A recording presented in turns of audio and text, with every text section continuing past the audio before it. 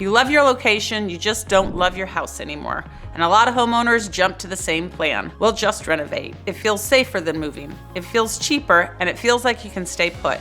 Here's the promise. By the end of this video, you'll know how to tell if renovating is actually smart for you, or if moving is the cleaner move with less stress.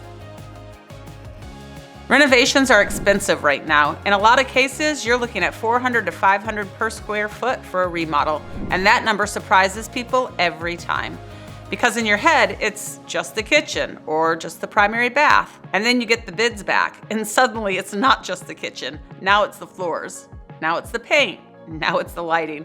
Now it's 2 more rooms because we might as well. That's how 1 room turns into 3.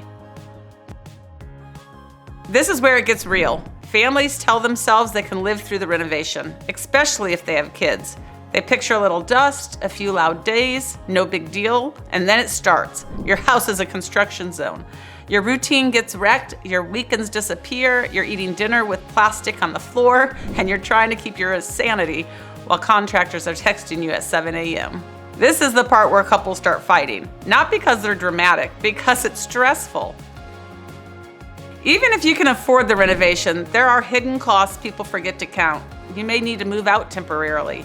Now you're paying for a rental, or you're living with family, or you're stacking storage costs, and you're still paying your mortgage. Then the timeline stretches, because it always does. 1 delay turns into 3, and suddenly your 2-month project is a season of your life.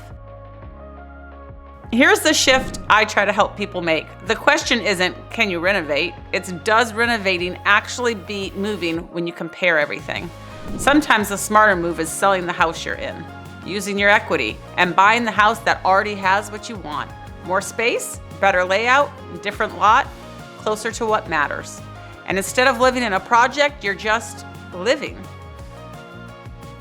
It isn't a one-size-fits-all answer. My job is to help you run the numbers and think through real life. Your budget, your timeline, your stress tolerance, your kids, your work schedule, and what you actually want your day-to-day life to feel like.